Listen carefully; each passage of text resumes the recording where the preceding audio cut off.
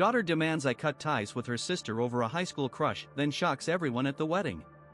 This was my first time trying to post something online like this, and honestly, I am not great with technology, so bear with me if things are not perfect. But I needed to get this off my chest and see if I was wrong for not getting involved in the mess between my daughters. I have two of them, 4 years apart. The older one is Serena, she is 29, the younger one just got married recently. I will call her Na. Those are not their real names, but you get the idea. They stopped speaking to each other 5 years ago after some huge blowout during the holidays, and to this day my wife and I still do not know exactly what it was about. We asked for a while but eventually gave up because neither of them wanted to say anything. They would both show up to family events and holidays but never spoke, never made eye contact. And then for the past 3 years Serena was completely out of the picture anyway because she got a research job in Siberia and said traveling home was too exhausting. So she only did video calls, and because of that she never met Na's boyfriend who was now her husband. We met him 3 years ago and liked him right away. His name is Matt. He went to high school with Serena, they were classmates, and he and Na reconnected while working at the same company in the same department, and apparently bonded over knowing each other from school. It turned into a real relationship and they eventually got engaged. We never told Serena about this because we kept their lives separate since they clearly wanted nothing to do with each other. We never mentioned one daughter to the other. Then out of nowhere Serena called me a few weeks back and she was extremely upset. At first she was yelling and saying I was cold and always took Na's side. Then she told me that she used to have a huge crush on Matt back in high school and that this was some kind of twisted plan by him to get back in her life. She said she knew they were meant to be together and Na was stealing him from her on purpose. She demanded that I disown Na unless she called off the wedding. I honestly thought she was joking because who even says something like that? But she was completely serious. I told her she was being ridiculous and that I was not going to punish anyone over some teenage crush. She went off again saying I always favored Na and ignored her feelings,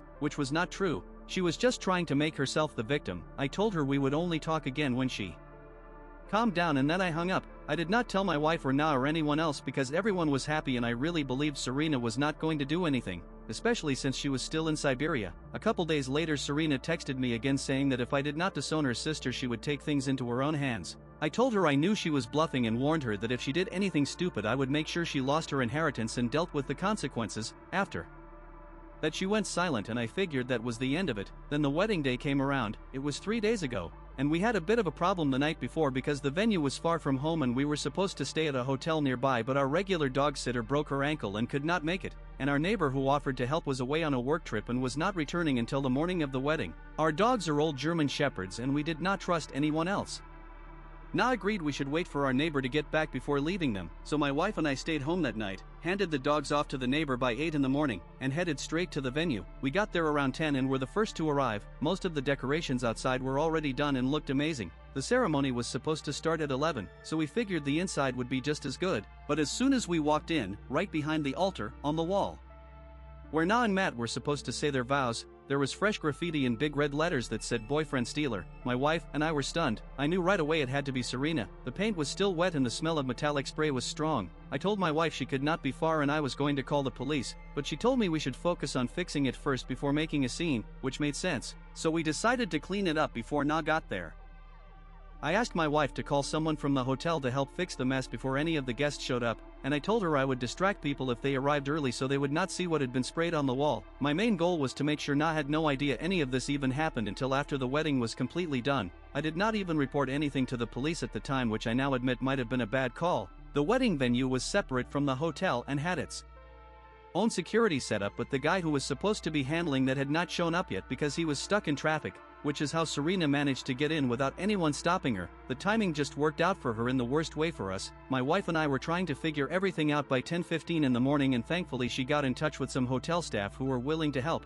They brought over one of those big white screens they usually use for business conferences and helped us mount it right in front of the wall where the spray paint was. The hotel was not far, so they got there quick, and once the screen was up it blocked the graffiti completely, but it looked strange and empty, so the hotel staff even wrote Na Wed's Matt on it with a bunch of little hearts to make it look like part of the decoration. Once that was done we finally felt like we had it under control and that Na would not have anything to stress about when she arrived. Right after that the security team finally reached the venue and I felt confident Serena would not be able to get in again even if she tried something else. The guests started arriving by 10:30 and since the screen was hiding the damage, everything went smoothly. Na got there, and I walked her down the aisle. She did glance at the screen with a confused look, but she did not ask any questions and the ceremony went off without a problem. It was only later that day when we were all back at the Hotel for the reception that Na and Matt came to our room and asked us about the screen and the strong smell of spray paint that was still hanging in the air. Until that point I had kept the whole thing to myself, not even telling my wife the truth. But at that moment I told them everything that had happened. I explained Serena's phone call, the spray paint, the screen, all of it. Na and Matt were both surprisingly understanding and thanked me for not letting it ruin their big day, they said. They would fill me in on their side of the story once they got back from their honeymoon. They were flying to Greece the next morning and wanted to enjoy their trip in peace. I was fine with that. But once they left the room and it was just me and my wife, she turned on me and started telling me off. She said what I did was foolish and dangerous and that I should have told someone as soon as I got the first call from Serena, or at least when she sent that text threatening to handle it herself. She told me that I was irresponsible for trying to hide something that's serious, and that just because Serena did not hurt anyone this time did not mean she could not have done something worse. I told her I thought she was overreacting and that Serena was not some kind of criminal, she was just jealous and not thinking clearly. My wife was not having it. She said that it was my constant need to play the hero and protect everyone's emotions that led to this whole mess, and if I had just warned everyone early on, maybe security would have been tighter and Serena would never have gotten into the venue in the first place. We got into a real fight over it and we have not spoken much since that night. For the record, I do not have a problem with my wife. I love her and think she is usually right about things, but I just do not get why she is this angry when nothing bad ended up happening. I was even thinking of asking Na to talk to her and help her see my side of things, but I do not want to bother her on her honeymoon. She and Matt will be back in 4 days, and I do not want to spend those 4 days walking on eggshells at home. I really need to know if I was the one in the wrong here and if I owe my wife an apology, because right now I genuinely do not know. I feel like I tried to handle things the best way I could. I just did not want to ruin anyone's day over something that might not have turned into anything serious. Update 1. It has been 2 days since I posted this, and after reading a lot of the responses I decided to do what many of you suggested and talk to my wife again to see if there was more to what she said. I am not great at catching subtle messages, so I figured I probably missed something important. Turns out I did. When I talked to her last night, she was calmer and more willing to open up, and she said this was not just about the Serena situation at the wedding. She said I have been doing this kind of thing for a long time, always trying to be the good guy who shields everyone from uncomfortable truths or bad feelings, and it ends up making things worse. She reminded me of when our daughters had their falling out 5 years ago and how I once tried to trick them both into coming over for dinner on the same day by not telling them the other would be there, and when they both showed up, Serena turned around and left without saying a word. She told me never to lie to her again or she would cut me off for good. My wife said she never called me out back then, but she hoped I would grow out of it. She listed a bunch of other times where I did the same thing, trying to manage everyone's emotions by hiding things or manipulating situations so they would not have to deal with the truth, and she said it is exhausting to keep watching me do it. I had to admit she was right. I had not looked at it that way, but I could see how it had become a pattern, and that it was not helping anyone. I told her I was sorry for what happened and that I would apologize to Na and Matt once they get back. I still do not know what Serena is doing now because I never filed a report with the police like I probably should have. I did not want uniformed officers showing up at the wedding and ruining the mood, but now I cannot reach Serena at all because she has blocked me. I have a feeling that one of Na's old school friends told Serena where the wedding would be, but thankfully no one knew Na and Matt were heading to their honeymoon straight from the hotel, so I doubt Serena can track them down. My wife and I are on better terms now that I finally own up to my part in this, and I really am going to work on changing this habit of mine. It might feel like I am doing people a favor by shielding them from uncomfortable situations, but it is clearly not the right way to handle things, and I have to face that.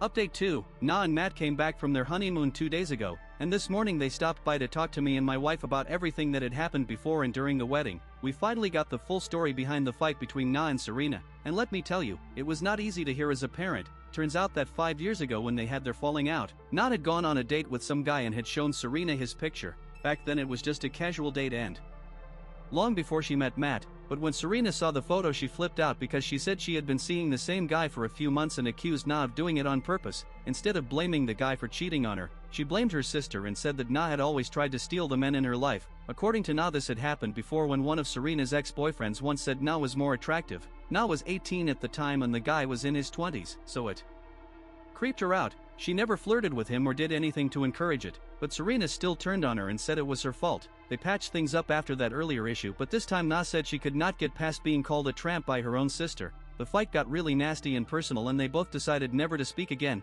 and that is how we ended up with 2 daughters who completely ignored each other for 5 years straight. Hearing this was a punch in the gut for me and my wife. We felt like we had failed somehow, like maybe we missed signs or did not do enough.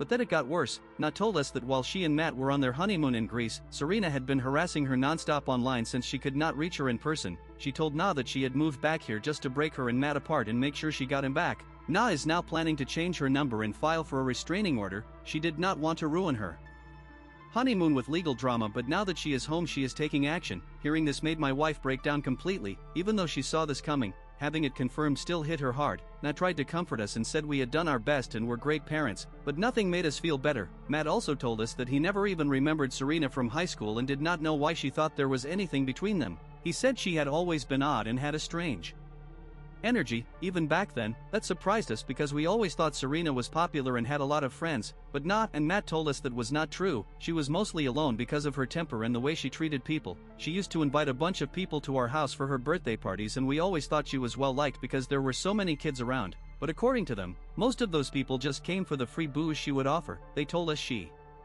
would hand out drinks in the backyard just to get people to show up. We used to leave the house for her birthdays to give her space and privacy, and we thought we were doing something nice for her, but I guess that backfired too. So in the end we were stuck realizing that our oldest daughter had turned into a deeply disturbed person who used to lure teenagers into our home with alcohol just to pretend she had friends, and now she is stalking her own sister's life. The only good part is that Na and Matt are getting that restraining order and doing what they need to do to stay safe from her.